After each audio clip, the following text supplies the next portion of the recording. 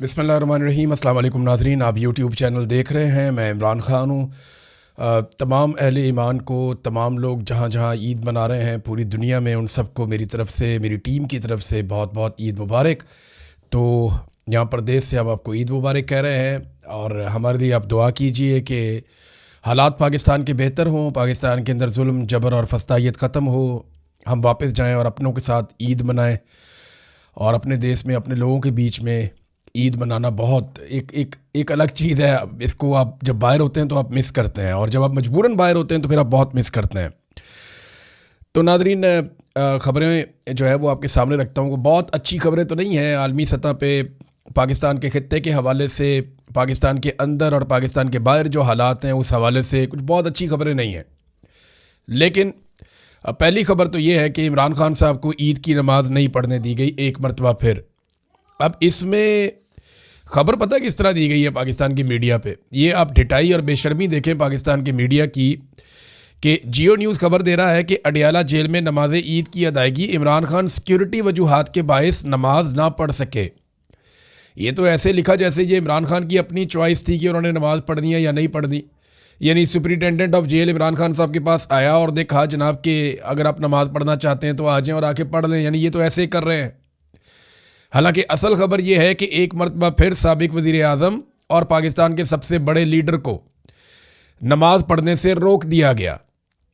पाकिस्तान तहरीक इंसाफ की जो दीगर क़यादत है, उन्होंने बाकायदा खतूत लिखे और गवर्नमेंट से ये मुतालबा किया कि उन्हें नमाज ईद की अदायगी की इजाज़त दी जाए, मगर उनमें से किसी को भी ईद की नमाज नहीं पढ़ने दी गई। मस्जिद अक्सा में इसराइलियों ने नमाज पढ़ने से रोक दिया और कश्मीर के कुछ एरियाज़ में भारतीयों ने नमाज पढ़ने से रोक दिया, और पाकिस्तान की जेलों में पाकिस्तान की मिलिट्री एस्टेब्लिशमेंट ने नमाज पढ़ने से रोक दिया। तो ये इनके लिए एक नॉर्मल चीज़ हो सकती है। अब नाज़रीन, शिया उलमा इकराम की एक बड़ी तादाद लगातार आसिम मुनीर साहब के सख्त रवैये के ख़िलाफ़ एहतजाज कर रही है। बार बार उनके बयानात सामने आ रहे हैं और इक्का दुक्का लोगों को एस्टेब्लिशमेंट ने दबाव में लिया है, और उनको दबाव में लेकर ताहिर अशरफी टाइप के बंदे या मुफ्ती मुनीबुर रहमान साहब के टाइप के बंदे, उन्हें दबाव में लेकर उनसे बयानात, लिखे लिखाए बयानात उनको देखकर उनसे पढ़वाए जा रहे हैं। लेकिन जो उलमा इकराम है, अहले तशी, चाहे वो मुलाकात में शामिल थे, चाहे उन्होंने मुलाकात का हाल सुना है, वो अब एहतजाज कर रहे हैं और उनके बयानात सामने आ रहे हैं। दो बयान सिर्फ मैं आपके सामने रख देता हूँ, बहुत सारे हैं, दर्जनों है, ये दर्जनों बयान आते हैं। और जो भी मौलवी इस मौके के ऊपर डंडी मारेगा, दो नंबरी करेगा, तो अवाम उसको याद रखेगी कि ये जब हक बात करने का वक्त आया था तो ये कहाँ खड़ा था। तो यहाँ पे एक स्टेटमेंट जो है ये आया है जनाब अल्लामा सैयद सब्तैन हैदर सब्ज़वारी साहब का। वो ये कहते हैं कि आसिम मुनीर, आप एक मुतनाज़ आर्मी चीफ़ हैं, आपकी हरकतों ने सारी फ़ौज को मुतनाज़ बना दिया है। आप कौन होते हैं हमें ईरान भेजने वाले? हम इस मुल्क के खालिक हैं। इस मुल्क में शिया सुन्नी सब मिलकर रहते हैं। शिया सुन्नी सब ने मिलकर ही पाकिस्तान बनाया था। ये एक और स्टेटमेंट है, ये अल्लामा शेख जवाद, इन्होंने ईद के खुतबे में जवाब दिया। इन्होंने कहा जी आपने रिटायर होकर चले जाना है, हमने रहना है। सिक्योरिटी इदारों और अवाम के दरमियान खलीज पैदा ना की जाए। आपने अहले तशी के दिलों को सदमा पहुँचाया है, उनसे माफ़ी मांगो। ये सकरदू में इन्होंने ईद की नमाज पे खिताब किया है।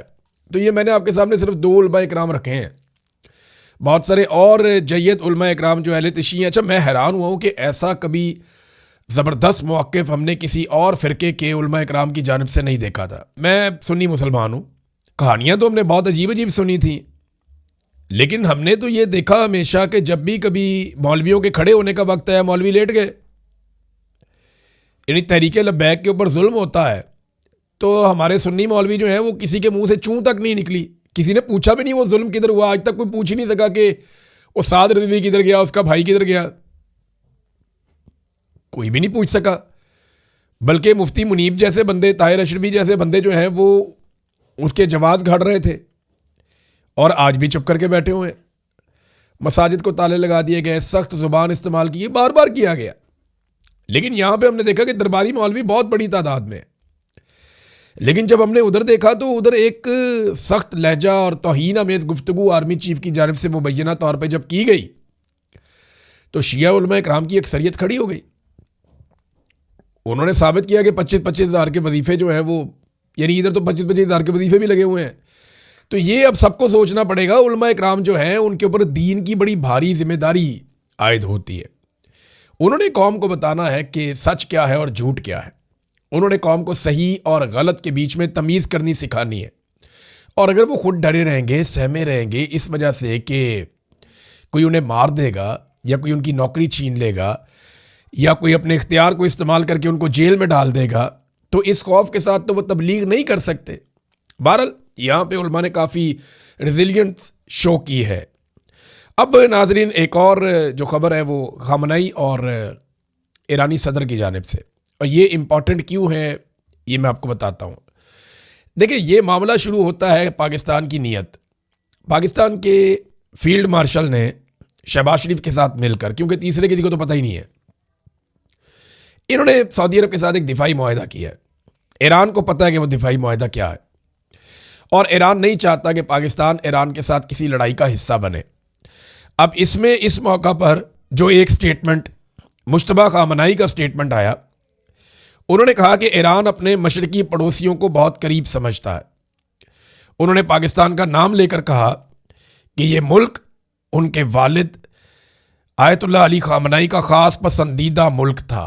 यानी जो आयतुल्लाह अली खामनेई शहीद हो गए, उनका पसंदीदा मुल्क पाकिस्तान था। ये बात उनके बेटे मुश्तबा खामनेई ने कही है। इस मौका पर क्यों कही, आप सारे समझ सकते हैं कि पाकिस्तान को इस लड़ाई के अंदर उतारने के लिए तैयार किया जा रहा है, और ये चंद लोगों का फैसला है, बंद कमरों का। पाकिस्तानी कौम से तो पूछा ही किसी ने नहीं, ना पार्लिमान से पूछा, ना कैबिनेट से पूछा। वैसे भी हुकूमत जाली है, तो वो लड़ाई में उतरने वाले। ईरान भी इस बात को जानता है। तो उन्होंने बताया, जनाब हमारी हकीकत तो ये है कि हम आपसे लड़ना नहीं चाहते, या हम तो आपको पसंद करते हैं। दूसरा, उन्होंने पाकिस्तान के ऑयल टैंकर्स को गुजरने की इजाज़त भी दी, तो ये अहम है। इसके अलावा ईरानी सदर ने मुसलमान मुल्कों से लड़ाई अवॉइड करने के लिए कहा कि सिक्योरिटी ब्लॉक तश्कील दिया जाए इस्लामी ममालिक का। ईरान पड़ोसी ममालिक के साथ जंग नहीं चाहता। पड़ोसी ममालिक हमारे भाई हैं, इख्तलाफात हल करना चाहते हैं। खित्ते में बैरूनी ताकतों की मौजूदगी की कोई ज़रूरत नहीं है। ये ईरानी सदर ने स्टेटमेंट दिया। क्यों दिया? क्योंकि वो ये जानते हैं कि बाहर से जो लोग आते हैं वो यहाँ पे खित्ते के अंदर कोई ना कोई अपना मफाद उठाने के लिए कुछ झगड़ा शुरू कर देते हैं, कोई लड़ाई शुरू हो जाती है। तो उससे बचने के लिए उन्होंने ये स्टेटमेंट दिया कि ये एक तरीक़ाकार हो सकता है। अब ईरानी दबाव इतना ज़्यादा अमेरिका पे बढ़ गया है, और अमेरिका के लिए सूरत हाल इतनी मुश्किल हो गई है कि उन्होंने ईरानी तेल की तरसील पर जो पाबंदी लगाई हुई थी 90 की दहाई से, उसे उठाने का फ़ैसला कर लिया है। मिसाल के तौर पे ये एक रिपोर्ट आई है हमारे पास। इस रिपोर्ट के मुताबिक ईरान को इजाज़त दी जा रही है कि उसका जो लाखों बैरल तेल मौजूद है समंदर में, वो उस तेल को सप्लाई कर सकता है। इससे पहले ईरान को कभी इसकी इजाज़त नहीं दी गई थी। तो अब ईरान को ये परमिशन दी जा रही है कि आप अपना तेल सप्लाई कर सकते हैं। लाखों बैरल तेल ईरानी जो है वो उसको फ़रोख्त आप कर सकते हैं, दुनिया को दे सकते हैं, ताकि जो तेल की कीमतें आलमी सतह पे बढ़ रही हैं उन्हें कुछ कंट्रोल किया जा सके। और ये डोनाल्ड ट्रंप के ऊपर लगातार दबाव है। जैसे ही तेल की कीमत बढ़ती है, डोनाल्ड ट्रंप को पूरी दुनिया से जो है वो मुसीबत पड़ जाती है। पूरी दुनिया डोनाल्ड ट्रंप के खिलाफ हो जाती है। तो ट्रंप के लिए मुश्किलात बढ़ती हैं इस सूरत हाल में। अब ये एक अमरीकी केपलर इंस्टीट्यूट है, उसकी एक रिपोर्ट आई है कि अगर ईरान 1 महीने के अंदर अपना ये तेल बेचता है, 1 महीने के लिए अभी उन्होंने फ़िलहाल पाबंदी उठाई है, अगर ये तेल ईरान बेचता है तो ईरान 8.7 अरब अमरीकी डॉलर कमा सकता है। अब ये बहुत ठीक ठाक पैसा है। पाकिस्तानी 1 अरब डॉलर के लिए जो है वो कहाँ कहाँ जाते हैं, कितने चक्कर लगाते हैं, किस किस को मिलते हैं, क्या क्या बात करते हैं। कई चक्कर लगाने और मिन्नतें करने के बाद आपको रोल ओवर मिलता है 1 अरब डॉलर का, 2 अरब डॉलर का। टोटल लड़ाई आपने लड़नी है तो आपने सऊदी अरब को कहा कि हमें उधार दे दे, पैसा सिर्फ हमारे अकाउंट में रख दें, कितना 5 अरब डॉलर, और ईरान को 8.7 अरब डॉलर। यानी ईरान को तो जंग का भी फ़ायदा हो गया। जब आप एक पोजीशन लेते हैं, आप एक कौम की तरह रहते हैं, तो आपको फ़ायदा होता है। पाकिस्तान की हालत यह है कि इस वक्त जो नई रिपोर्ट आई है, उस रिपोर्ट के मुताबिक पाकिस्तान में सरमायाकारी जुलाई से लेकर फरवरी तक 33% कम हो गई है। हम तो किसी जंग में भी नहीं है, हम किसी लड़ाई में भी नहीं है, हमारा कोई और मामला भी नहीं है, लेकिन पाकिस्तान में हालात इन्होंने ऐसे कर दिए हैं कि हमारी जो सरमायाकारी पाकिस्तान में आती है, एक तो 50 साल का रिकॉर्ड पहले ही टूटा हुआ है। ये 33% सरमायाकारी जुलाई से लेकर फरवरी तक मजीद पाकिस्तान में कम हो गई है। ये जनाब पाकिस्तान की इन्होंने हालत की है। ट्रंप ने इस मौके पर नेटो को भी एक धमकी लगाई है। ये धमकी बहुत इंपॉर्टेंट है, ये आप देखिए, क्योंकि डोनाल्ड ट्रंप को नजर आ रहा है कि नेटो ट्रंप की मदद नहीं कर रहा और ईरान के हमायती और सपोर्टर उसके साथ खड़े हैं। रशिया ने साफ ऐलान किया, पुतिन ने कहा जी कि बगैर किसी शर्त के, यानी गैर मशरूत तौर पे हम ईरान के साथ हैं और हम ईरान के साथ खड़े हैं। अब ये रशियन स्टेटमेंट ईरान को बहुत ताकत देता है और ये नजर आ रहा है सारी दुनिया को कि रशिया किस लेवल की सपोर्ट ईरान को कर रहा है। तो ट्रंप ने जो धमकी लगाई है वो देख लें। उन्होंने कहा जी अगर हमारे नाम नेहाद नेटो के इत्तेहादी आपने हुर्मुज़ को खुलवाने में हमारी मदद नहीं करते, हालांकि वो ये कर सकते हैं, उनके लिए बहुत आसान है, बड़ी तेज़ी से हो जाएगा और बड़ा महफूज रहेगा, वो ये कर सकते हैं, लेकिन वो हमारे साथ ये करने में मदद नहीं करते। तो डोनाल्ड ट्रंप ने आगे ये बताया कि अब जबकि जंग बड़ी हद तक जीत ली गई है तो मैं तो जंग से निकल जाऊंगा, यानी वो ये कह रहे हैं। तो मुझे अपनी कौमी सलामती के लिए ग्रीनलैंड को महफूज बनाने के अज़म की दोबारा तस्दीक करनी पड़ सकती है, यानी मैं ग्रीनलैंड पे कब्जा कर लूंगा। दोबारा नेटो को धमकी लगा दी। डोनाल्ड ट्रंप ने पहले भी कहा था, तो यूरोप इकट्ठा हो गया था कि हम ग्रीनलैंड के ऊपर कब्जा कर लेंगे। तो फौजी ताकत से वो कब्जा तो कर सकता है, सस्टेन करना बड़ा मुश्किल है और यूरोप के साथ ताल्लुकात बिगाड़ के कोई अमेरिका अपना फ़ायदा तो नहीं करेगा, लेकिन उसने फिर धमकी लगा दी है। मैं उम्मीद करता हूं कि ये बात वहां तक ना पहुंचे, लेकिन देखते हैं कि अब गेंद यूरोप के कोर्ट में है। हमने कई दहाइयों तक नेटो को फंड किया है और बदले में कुछ हासिल नहीं किया। क्यों नहीं किया? इराक से सारा पैसा अमेरिकी कंपनियां कमा के ले गई, मिडल ईस्ट से सारा पैसा अमेरिकी कंपनियां कमा के ले गई, अफगानिस्तान से सारे मादनियात अमेरिकी उठाकर ले गए, ये अब वेनेजुएला के सारे मादनियात और सारी चीज़ें अमेरिका के कंट्रोल में है। तो जहाँ जहाँ पे भी लड़ाई हुई है, या आप लीबिया चले जाएं, वहाँ पे कौन सी कंपनियां हैं, कौन काम कर रहा है, फ्रंटमैन कौन है, बैक पे कौन है, सारी दुनिया जानती है। तो नेटो की लड़ाइयों में अमेरिकन कंपनियों ने बेशुमार पैसा कमाया है।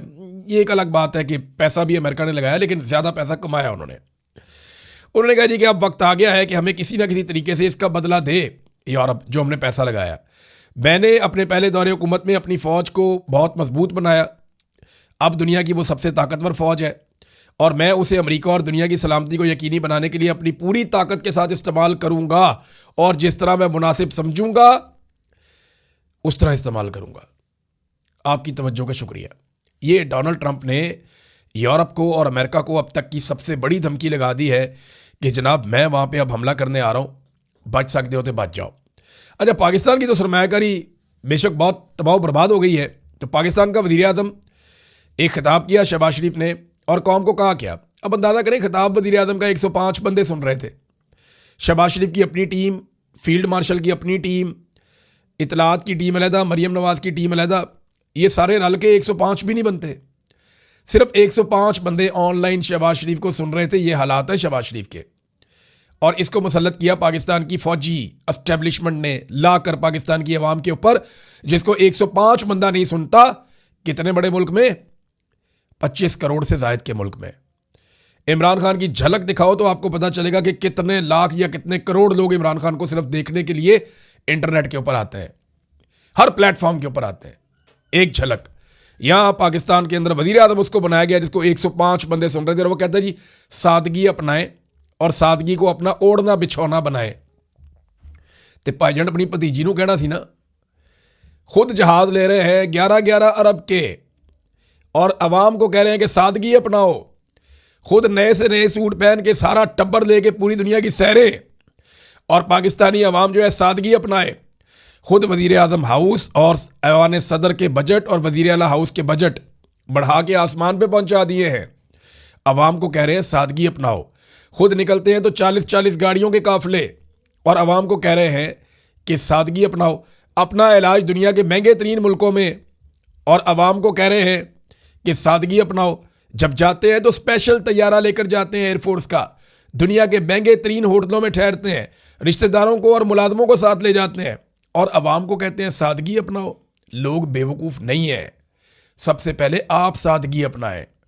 सबसे पहले आप लोग अपने अल्ले तल्ले बंद करें, अपनी अय्याशी बंद करें। ये 11 अरब का जहाज़ क्यों खरीदा, इसके बारे में एक शरादी साहब हैं जर्नलिस्ट, उन्होंने खबर भी दी है। उन्होंने कहा जनाब कि ये ब्लैक रॉक और वैनगार्ड, ये 2 कंपनियां हैं, इनकी एक ज़ेली कंपनी से मरियम नवाज ने जहाज़ खरीदा है जिसके अंदर 2 गोरे पायलट रखे हुए हैं। और वो ये कह रहे हैं कि जहाज़ जिस कंपनी से खरीदा है, इन 2 कंपनियों के बारे में अक़वाम मुत्तहिदा ने कहा है कि ये कंपनियां नस्ल कुशी के लिए इसराइल की फंडिंग करती हैं। ये इफ्तिखार शिराजी साहब जर्नलिस्ट, उन्होंने ये बात की है। तो अब आप अंदाज़ा कर लें यहाँ से कि सूरत हाल क्या है कि वज़ीर आज़म कह रहा है सादगी अपनाओ, और ख़ुद उन्होंने सादगी की धज्जियाँ उड़ाई हुई हैं। नाज़रीन, अमेरिका ने एक और काम किया, उन्होंने भारत के मगरबी हिस्से से कुछ सहूलियात मांगी हैं कि हमें यहाँ पे जो है वो बंदरगाह और जो एयर बेसिस हैं वो दी जाए। वो उन्होंने क्यों मांगी है? ये भारतीय जो जर्नलिस्ट हैं वो ये बता रहे हैं कि अमेरिका और भारत के बीच में एक मुआहदा हुआ था 2016 में, LEMOA, इसे कहते हैं logistics exchange memorandum of agreement.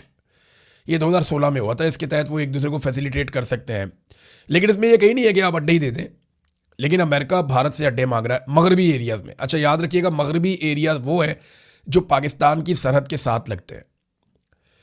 American अगर भारत के अंदर आ जाते हैं पाकिस्तान की सरहद के साथ, तो यहाँ से वो अगर ईरान पे अटैक करेंगे तो पाकिस्तान की फ़िज़ाई और ज़मीनी हदूद को भी इस्तेमाल कर सकते हैं या समुद्री हदूद को भी इस्तेमाल कर सकते हैं।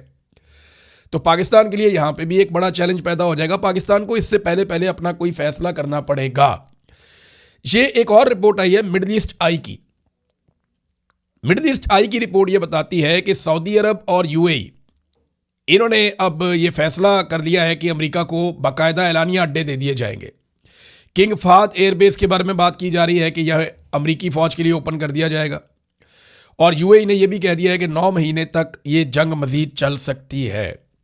अब आप अंदाज़ा करना कि अगर अरब ममालिक खुलकर ईरान के ख़िलाफ़ अमेरिका को ओपनली अड्डे दे देंगे, पहले इससे खुफिया कार्रवाई हो रही थी, लेकिन अगर ओपनली दे देंगे तो फिर ईरान का अटैक बढ़ेगा। और पाकिस्तान इस लड़ाई में इसलिए जाएगा कि अरब ममालिक पाकिस्तान को बुलाएंगे और पाकिस्तान ने अरब ममालिक के पैसे देने हैं।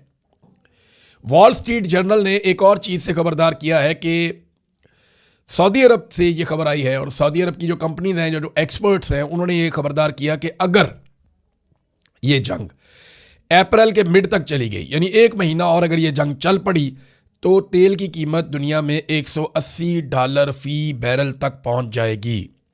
और ये बहुत ज़्यादा कीमत है, बात आप याद रखिएगा, ये कोई छोटी कीमत नहीं है। $180 फ़ी बैरल तक तेल की कीमत पहुंच सकती है। ईरान के लिए सबसे इंपॉर्टेंट क्या है? Chain of command. मैं बार बार आपको ये कहता हूं कि उन्हें चेन ऑफ कमांड बरकरार रखनी पड़ेगी, और यही उनके लिए सबसे अहम चीज़ है। आखिर में मैं सुहेल अफरीदी का एक स्टेटमेंट आपको इसलिए पढ़ के सुनाऊंगा कि पाकिस्तान के अंदर ना सारे मसाइल की जड़ यही है कि इमरान खान को जेल में रखा हुआ है। पाकिस्तान की मिलिट्री एस्टेब्लिशमेंट अपनी बका के लिए इमरान खान और पाकिस्तान की बका को दाव पे लगा रही है। सुहेल अफरीदी ने कहा कि 8 फरवरी 2024 को पाकिस्तानी कौम ने मैंडेट उम्मत मुस्लिमा के लीडर इमरान खान को दिया। कौम ने पाकिस्तान का फैसला करने का इख्तियार इमरान खान को दिया, क्योंकि कौम को यकीन था और है कि वो लीडर पाकिस्तान और पाकिस्तानियों का सौदा नहीं करेगा। पाकिस्तान की इज्जत और वक़ार और सलामती और गैरत और खुददारी पर कोई कंप्रोमाइज़ नहीं करेगा। लेकिन 25 करोड़ गैरतमंद पाकिस्तानियों का मैंडेट चोरी करके इनको मुसल्लत कर दिया गया, जिनको पाकिस्तानी कौम ने यकसर मुस्तरद किया था। इमरान खान को जेल में नाहक कैद रखकर ऐसे फैसले किए जा रहे हैं जो किसी सूरत पाकिस्तान या पाकिस्तानियों के फ़ायदे में नहीं है। और सितम ज़रीफ़ी तो ये है कि जब मुहिब्बे वतन पाकिस्तानी बंद कमरों में बनाई गई दाखिला या खारजा पॉलिसी पर तनकीद करते हैं, तो किसी को कहा जाता है कि तुम अफ़गानिस्तान चले जाओ, और किसी को कहा जाता है कि अगर मजलूमों का इतना तुम्हें दर्द है तो ईरान क्यों नहीं चले जाते। पाकिस्तान को सिर्फ चांद तारों सितारों तक महदूद करना है, या बग़ैर इसके भी कोई पाकिस्तानी यहाँ रह सकता है? ये चांद सितारे तारे इशारे जो वर्दियों पे लगे होते हैं ना, ये उसकी बात है। मेरे ख्याल में नुकसान पर नुकसान हो रहा है, लेकिन उन्होंने कसम खाई हुई है कि अपनी नाकाम पॉलिसीज़ पर नज़रसानी नहीं करनी, इख्तिलाफ राय की कदर नहीं करनी, कौमी यकजहती की तरफ नहीं जाना, हकीकी जमहूरियत की तरफ नहीं जाना, इंसाफ का जनाजा निकालते रहना है, आइन और कानून को घर की लौंडी बनाकर रखना है। बदकिस्मती से पाकिस्तान के फैसले वो कर रहे हैं जिनके असासे, जायदादें, कारोबार और मुल्की और अपना मफाद मुल्क से बाहर है। उन्होंने कसम खा ली है कि पाकिस्तान को सियासी और माशी इस्तेहकाम की तरफ नहीं लेकर जाना। ये चंद लोग खुद को अक्ले कुल और 25 करोड़ पाकिस्तानियों को जाहिल और बेवकूफ़ समझते हैं। अक्लमंदों, जिस तरह आप मुल्क को लेकर जिस तरफ जा रहे हैं, वहाँ से वापसी फिर नहीं होगी और ना ही कोई ऑप्शन बाकी रहेगा। रुक जाओ और होश के नाखून लो। अगर गलत पॉलिसीज पर तनकीद करने वालों को मुल्क से निकाल दिया जाएगा तो फिर 25 करोड़ में से सिर्फ चंद बूट पॉलिसी ही बाकी रह जाएंगे, जिनको मुल्क चलाना नहीं सिर्फ बूट चमकाना आता है। पाकिस्तान इस वक्त क्राइसिस में फंस चुका है। इस सूरत हाल से मुल्क को सिर्फ इमरान खान निकाल सकते हैं। होश और अक्ल से काम लो और मैंडेट इस लीडर के हवाले करो जिसको पाकिस्तानियों ने पाकिस्तान के फैसले करने का इख्तियार दिया है। पाकिस्तानी कौम तैयारी करे, अब इमरान खान का मजीद जेल में रहना पाकिस्तान के लिए नाकाबिल तलाफी नुकसान का बायस होगा। अब इमरान खान साहब की रिहाई नागुज़ीर है। इसके लिए हर पाकिस्तानी को अपना किरदार अदा करना होगा, क्योंकि ये पाकिस्तान, पाकिस्तानियों और आने वाली नस्लों की बका का सवाल है। देखें, तहरीक तो चलने वाली है और ये कोशिश तो करेंगे, एस्टेब्लिशमेंट कोशिश करेगी दरार डालने की, लड़ाई करवाने की, और तहरीक ना बन पाए नौजवानों की ख़ास तौर पे। और सुहेल अफरीदी और उनकी टीम, जो मेरे पास इन्फॉर्मेशन है, ये कोशिश करेंगे बहुत बड़ी तादाद में नौजवानों को इकट्ठा करने की। देखते हैं कामयाब कौन होता है। ईद के बाद नया राउंड शुरू होने वाला है। अब तक के लिए इतनी, अपना ख्याल रखिएगा, अपने चैनल का भी। अल्लाह हाफ़िज़।